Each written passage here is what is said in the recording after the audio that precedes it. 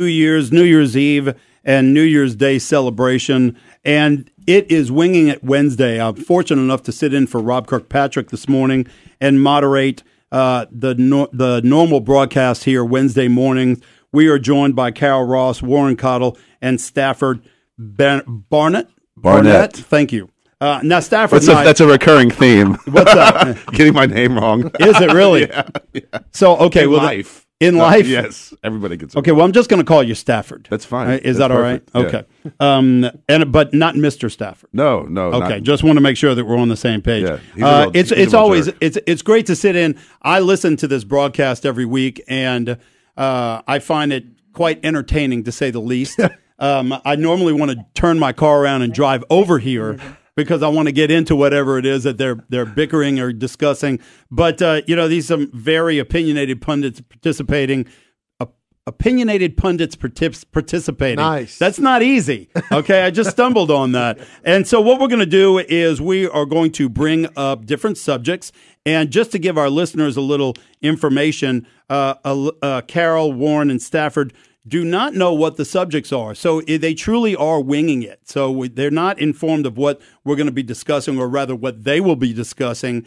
And so I found that to be very challenging for them. I wouldn't do it. Okay. I personally, I wouldn't do it. Some say we don't. Yeah. Well, yeah, you're just making it up as you go along. So, and that works. Okay. So what we're going to do is I'm going to present the different subjects, and then I will introduce each individual pundit, and then we will take turns, and they will frequently comment on each other's comments. And so we try not to have any crosstalk, but that doesn't always work out. Okay, so the first subject, and we're going to start with Miss Carol, just because it's convenient. She happens to be sitting right here next to me. And so recently, Miss Elizabeth Warren has made it clear that she plans on running for president in 2020. So is Elizabeth Warren a viable candidate? Does she have a strong chance to get the actual nomination? And if so, what's it going to be like if she goes up against Trump? That to me sounds like WrestleMania. Heaven.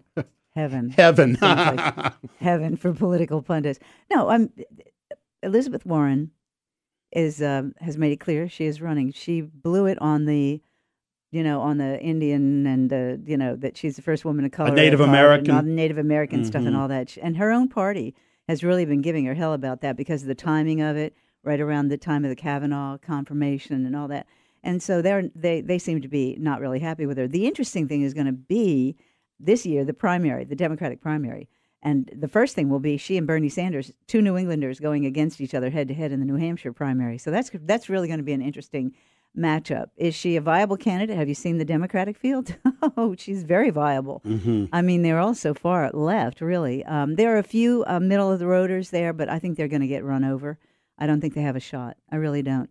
So, yeah, she's a viable candidate. Remains to be seen, if she and Bernie slice and dice each other in New Hampshire, how far she goes from there because of the discontent. And that the wild card out is, of course, Hillary keeps making noises like she's going to run again, but I think that's just to try to fill seats on that tour that she and Bill are doing. Yeah, I agree. She's trying to keep herself a viable candidate, but I don't think it's going to go anywhere. I think the party's worn out with her.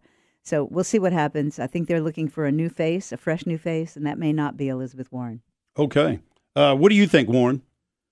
I think that the old gal's got a lot of exposure. She got a lot of name recognition. She does have a good last name, and that simply because she shares your first name. Yeah, absolutely. Okay, absolutely. Is that a good thing or not? I wouldn't like it. I wouldn't like it if she was Elizabeth Shannon bad. Okay, I wouldn't want that. When she came on the scene, she was the head of the Consumer Protection Agency or the Commodities Futures Trading Commission, one of those, I forgot now. But anyway, she actually had some bold, good ideas. She wanted to put some people in jail in New York and on Wall Street that stole $1 trillion out of the economy and all that. And so I thought, well, you go for it, girl. And she took some of them on head-to-head in some of those committee meetings. And then she just totally jumped over to the dark side. But in order for her to make a viable candidate I think that she will do a very good job in the Democratic primary, and then I think that she probably sees that her attempts to get anywhere in the general election is just are nil, and that what I see her doing is picking a candidate who fits her perfectly. And both of them have got some Massachusetts base, and one is now a senator from Utah. And I think that it's really important that you may see, really a good possibility that you may see Elizabeth Warren, Mitt Romney ticket for president and vice president. Okay. Come on, Stafford. I don't Is this your girl? I don't think this. No. Really? No. Thank you. Yeah. No, I don't think anybody who look.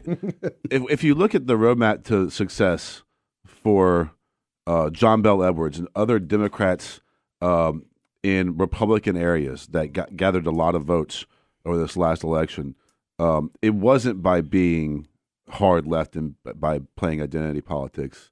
It was done by talking about issues. Mm-hmm. I think the only people talking about a run for Hillary Clinton are Republicans. I don't think any Democrats are going, we want Clinton. I don't think Clinton's saying we want Clinton. I think Warren's having to jump out, Elizabeth Warren's having to jump out now because somebody's going to step up and offer to be a formidable opponent to Trump or Pence, whoever's there at the time of the running. Are you suggesting that Trump might not be there? Listen, with all the people that have left the White House in the past 2 years, mm-hmm. I wouldn't be surprised if there was one more. That's all I'm saying. I'm not predicting anything. It wouldn't surprise me to see that Pence was the person, the candidate. Mm-hmm. I think the Republicans are going to put somebody up against him in a primary. Mm-hmm. I think you might see Mitt Romney do that. As far as polling goes, the number one Democrat in the polls right now is Joe Biden. And when they pair him with a Biden-Beto ticket, it polls very well. Mm-hmm. The only place it doesn't poll well is with Democrats. Reality. with Democrats who want want somebody with color in the office. Right? Okay. So I think it's Donald Trump's election to lose, and I think he's got a good chance of losing it. The Democrats have got to put up somebody who's middle of the road. Okay, well, that brings me to my next one. Okay. Who from the Democratic Party has got the best chance to run against Donald Trump and win? Okay, not just run against him. You got who do you guys think is their best chance? Warren. At this stage of the game, I have no earthly idea. Well, pick somebody. Pick anybody. Well, probably Bernie Sanders, because I disagree with what Stafford says, because I don't think that you're going to run somebody from the middle of the road against him, because what are you going to run against? You're going to run against the booming economy. You're going to run against jobs. You're going to run against all the success that's taken place so far, and there's going to be more. So you're going to run against. The only way you can run against that, you can't go in there and run for that against Trump. It just won't work. So the only way you can run against it is to throw out another one of those hardcore socialist communists like Ocasio-Cortez. Mm-hmm. And the people. So you think they've got a better chance with somebody who's hard left as opposed to somebody more towards the middle? Absolutely. Okay. How did all those leftists come to power? How did Hitler come to power? How did Stalin come to power? Here we go. Mm-hmm. All right. Stafford is laughing because he doesn't understand the difference between the left and the right. He doesn't understand the difference between. I also don't get my news from YouTube. Well, you don't get any news. That totalitarian government is left. Uh-huh. Okay. So Stafford. So who do you think's got the best chance to run against Trump and win? I think I think we're probably not talking about the Democrat nominee nationally at this point at all. I think it's going to be somebody who's new. I think it's going to be somebody who's. So you think it's going to be somebody we haven't heard from yet? Right. That's what I think. There was a Democratic senator or governor up north, I don't remember where, whose campaign commercial talked about his time in the military, and he was field stripping and rebuilding an AR-15, right? And that appealed to a lot of the middle of the road people, because we are still, as a society, a lot of single issue voters. People are voting based on your stance on abortion, your stance on guns. And when you look at, and y'all can say Beto's not a reality, when you look at there were 17 black female judges confirmed in one county last week. that was in the county that Beta was running for. That guy, a rising tide lifts all ships. He did that big time throughout Texas, right? I'm not saying that he's the guy for it, but what I am saying is that when you look at some of the people who are out there, it's been significantly more middle of the road. Ocasio-Cortez is an anomaly to New York. I mean, she won in New York against another Democrat. She wasn't running against a Republican. Right. So I don't think you're going to see a hardcore leftist like we've seen Ocasio-Cortez be the nominee. Okay, fair enough. Or even vice president. Okay. Carol, what are your thoughts? Well, first of all, you have to get through the Democrat primary process. And the Democrat primary process, well, that's like the bar scene at Star Wars. You know, you're really not sure where they're coming from. There are a lot of different subsets within that Democrat Party. The leaders of either side right now, to me, look to be, because of name recognition, Bernie Sanders on the one hand and Joe Biden on the other.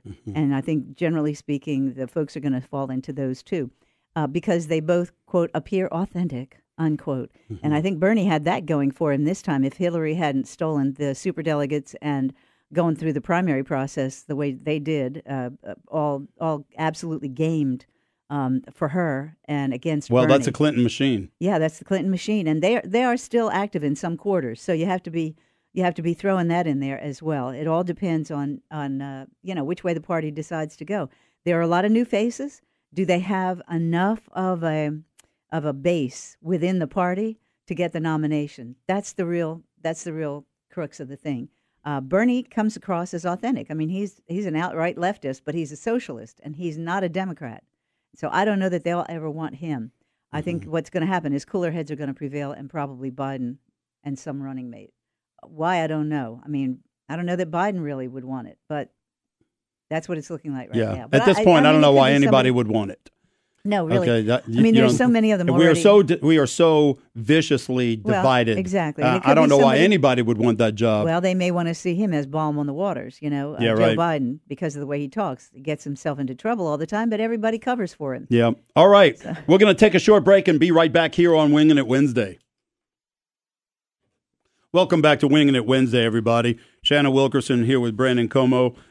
We were lucky enough to sit in today for Rob Kirkpatrick and, Bernie, excuse me, thank you. Well, you know what confused me, because we were just talking about Bernie Sanders, okay? And so I was thinking, okay, I don't want to compare the two of them. That wouldn't be fair. Okay, so moving on, what we're talking about now, the next subject is going to be the shutdown. Yep. Okay, big government shutdown, and want to know your thoughts about that. How long will it last? Is it going to be effective? Who will prevail? Will Trump fold? Will the Democrats fold? One of my favorite things about the past 2 years has been every time there's been something done every time Trump's done the same thing that Barack Obama did at one point, there's a tweet for it, right? And so there's been tweets for if you're president. A Trump tweet? There's a Trump tweet, yeah. Well, there's a Trump tweet for everything. Right. So, look, he's going to lose this one. He should have tried to get this passed when he had control of everything, when the Republicans had control of everything. He didn't have the votes to get it passed then. He doesn't have the votes to get it passed now. And the Democrats are going to prevail. So they don't. The onus is not on them to do anything. And the reality is that they were they took those seats in the House by running on a platform that didn't include a wall, right? And again, the Democrats, yeah. Correct. A wall is ancient technology. Democrats are offering for modern technology. I find some irony in the fact that the president is saying that modern technology isn't what's going to get it done, but somehow a wall will. Now General Kelly's left, and he said that it's no longer going to be a wall; it's going to be steel slats. And Republican, there's so much confusion up there about what it is that they actually want, what they actually want to get done. He was prepared to sign a bill that didn't include funding for the wall. Ann Coulter comes out and hammers him and says, "I'm done with him," and he changes his mind. And so you think he folded to Ann? I think he's folding to his base. Right? There's two different types, in my opinion. There's two different types of Trump supporters. There are the hardcore Trump supporters who think that he walks on water and everything he does is phenomenal, right? And then there are people who are a little bit more realistic, who voted for the guy who thinks he's doing good things but wish he would shut up, right? And then you've got, I think those are your two majors, right? I think the hardcore base people that believe that he's the second coming of Christ believe in this concept of a wall, and they don't understand what a ladder is. Okay, so you think that the Democrats will prevail? Democrats are going to win. Carol, what are your thoughts? I think they're both going to win. I think they're both going to figure out something that makes them both look good, because right now it's just a you-know-what contest. I can't say it on the air, but that's basically what it is right now. I think they're both going to get a little bit of what they want. Trump still has a lot of cards in the deck that he can play. I think he's playing them close to the vest right now, but I think there's a lot of money out there in different departments. He's asked a bunch of all the department heads to look for money that is not being used in those departments, that is not specifically earmarked for specific projects. We'll see what happens. Most Trump supporters that I know are realists, and they don't take him literally, but they take him seriously. And what he's doing is some serious good work for the middle class. Now, that's where Elizabeth Warren is coming in. She's trying to carve herself a niche with the middle class. She's going to protect the middle class. But what Romney has, I'm looking at Romney here. I'm looking at his quotes. It's hilarious. What Trump has done is has really been to prop up the middle class, including the black middle class, the Hispanic middle class, both of which are seeing great job gains. So we look at the product, his work product. What is going to happen with the shutdown? Well, what if they gave a shutdown and nobody noticed? Average Americans don't notice the shutdown. They don't care. They're getting better paychecks. There are more jobs available. Our unemployment rate is the lowest it's been in decades. And so it's been pretty phenomenal with what Trump could do with just executive orders and doing away with the deregulating a lot of these things. Mm-hmm. It's been pretty phenomenal, and I think that's what a lot of people will look at. Now, do I wish that he'd calmed down a little bit on the tweets? Sure. Yeah. But I mean that has what has gotten him over and above a very biased mainstream medium. Yeah. Okay, Warren, what do you think? I would first of all say I'll put myself into that group of the basket of deplorables, or Stafford says, those people who think that Trump is the second coming. I don't think he's the second coming of Christ, but I do think that he is the answer to a hell of a lot of our problems in this country. Mm-hmm. And that we have said here, I think that the biggest problem that he has had so far is not his tweets. It's the fact that I don't believe that he nor anyone else really understood how deep the deep state was, and how much and how hard it's going to be to at least to drain just a part of it. But I think that one of the things that is happening, he's bringing some recognition to the fact that that the whole thing in Washington is completely out of control, and that he has made some phenomenal gains. I listened to Charles Payne, black guy that was on this radio station yesterday morning, an economist, financial guru, talking about where the gains in this economy is coming that most people don't look at. And he said it's coming primarily to those people at the lower spectrum of the economy who are the most overlooked, meaning the poor and in many cases, Hispanics and blacks. And he said, you look at their unemployment numbers are really going up. And he said, what people don't take into consideration, they think it's all minimum wage jobs. It's fast food jobs. He said, it's not so. He said, retail jobs have gone down. Retail jobs have normally been the entry-level jobs that pay the least. He said, what jobs have really gone up in this economy? Warehouse jobs. He said, and that's where the blacks, the Hispanics, and them have gained ground. Said the average retail job, I think he said, paid like $500-something a week.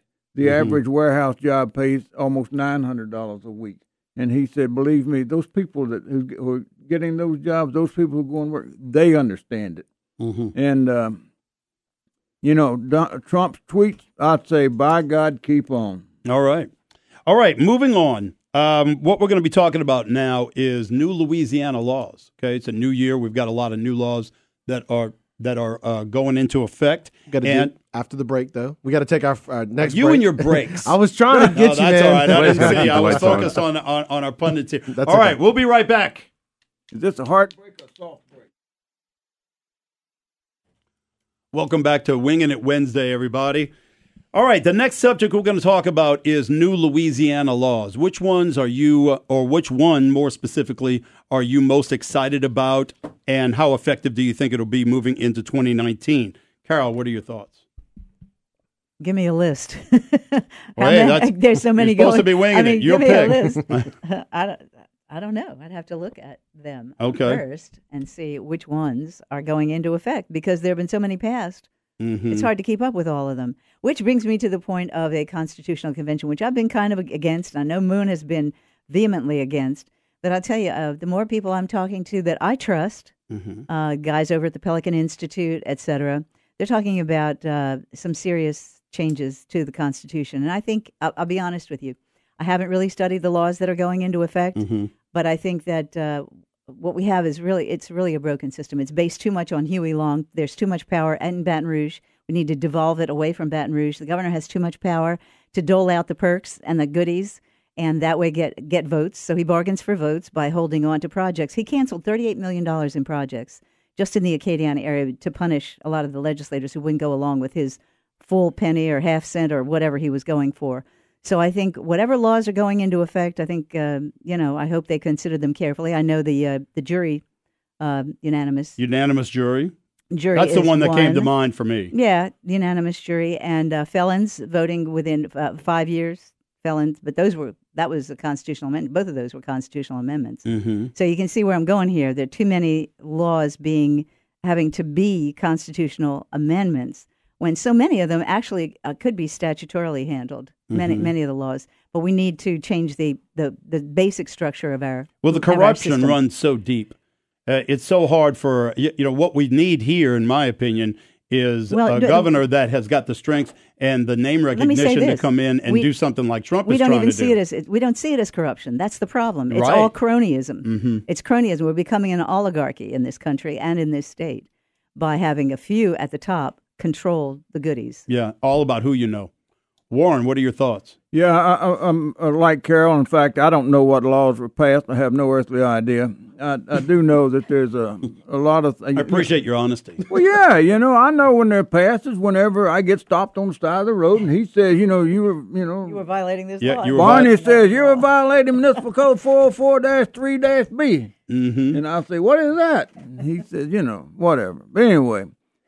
There's so many things that we need to address in this state, as Carol said, and I've been one of those that's in favor of a constitutional convention, have been for a long time, and I just still marvel at the people who says we don't want to have a constitutional convention unless you know what they're going to come out of there with. Well, why don't we do the same thing with the legislature? The legislature can't meet until we know what you're going to pass. That's why we elect people to go do these things, and I'll tell you what I think needs to happen in this state. We need to have some kind of a system where you can have some little watchdog groups scattered around different places that have subpoena power, and that we need to overhaul the grand jury system to where that felonies have to go to a grand jury. Right now, the district attorney has so much power. They can choose what to prosecute, when to prosecute it, where to prosecute it. So you've got more faith in a grand jury indictment. Well, the problem is the only thing in Louisiana that has to go to a grand jury is any sentence that can result, any crime that can result in life imprisonment or death. In other words, if somebody gets charged with rape and his daddy or him is a friend of the DA or whatever, they take the thing, they just put it in the bottom drawer, and that's it. And they investigate it for the next 37 years. And so those kind of things need to be changed. And that's why you have so much corruption in these places, just like with the Housing Authority and Acadian Outreach and all that kind of such stuff here. If you had some kind of watchdog group that had like subpoena power, I think you would see a lot of the corruption cleaned up. Let me tell you what would worry me about that. Who chooses who's going to be on the watchdog group? Because there's some watchdogs, once again, they could be all hooked up. Well, and that is true, and that's some of the things you need to work out. I mean, or you could just have like some places have an impaneled grand jury that stays in session all the time. I mean, they rotate people in and out, but at least the stuff goes there for them to look at. Yeah. Stafford, what do you think? I'm not going to respond to that. I think the best thing that we've gotten out of the legislation, two things, were the voters doing a unanimous jury. Getting us out of the Jim Crow era, and the beginning of medical marijuana legislation. It still has a long way to go. Yeah, too bad we're screwing that up too. The Well, system, we are. Really? Yeah. I agree with you on that. Yeah. I believe we are screwing it up. We're basically saying that something like grows in the ground, you can't be responsible for growing it yourself. We have to let our colleges do it. Mm-hmm. And then you have to go pay a doctor every time you need a prescription for it, and you can't get refills.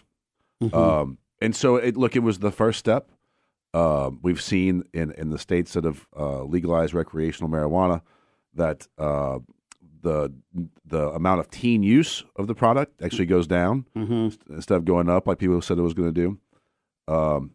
And it's been good for the people who need it. So I hope that our legislators listen and listen to people who need this stuff. It's a really good start, but we got a long way to go. As far as the Constitutional Convention stuff, I've been screaming that here for a long time too. Our system is backwards. We keep having to protect money because there's somebody who gets angry when some governor grabs that money, whether it was Jindal who did it or whether it's been John Bell Edwards. So I agree. We need a constitutional convention, and we need to. There's a great video going around saying this about how the state is not broke, and it's interesting because if you look at what's going on along I-10, you'll see that some of the largest investment in the United States is happening in Lake Charles, Sulphur, and Baton Rouge, and south of New Orleans. So we've got money coming in. It's just a matter of when we'll see it. Are we lifting up the lower class with that money? Are we putting money towards education? Are we putting money towards programs that benefit all of society? So, and I don't think the answer to that right now is yes. Okay. All right, we're going to take a short break and be right back here on Wingin' It Wednesday. Welcome back to Wingin' It Wednesday, everybody. Glory days. Yeah. Carol and Warren and Stafford just aren't used to me, and that's okay. We'll move forward. You forget I used to work for you. I know, but Stafford is used to me. Day. Okay. I see you every day. Yeah, but only for a short period of time, and so these extended, this extended time together. Anyway, all right, back to Wingin' It Wednesday. All right, so it's a new year, everybody, and that means goals. And so what we're going to do is we're going to ask you guys what you would like to see in regard to federal and local goals for 2019 moving forward. Kind of a nice way to begin the year. And so let's start with federal goals, okay? Carol, what would you like to see our goal to be federally in 2019? Well, I'd like to see a permanent shutdown of some agencies for sure. Balanced budget amendment would be nice. Term limits would be nice. Those kind of things might help. On the state level, I think I'm right there now with that constitutional convention. I think we need to devolve the power, both out of Washington and out of Baton Rouge and back to the local level, because that seems to be the best place for the power to be. We have more control over the money at the local level. Witness many of the failed tax elections, ill-conceived in my opinion.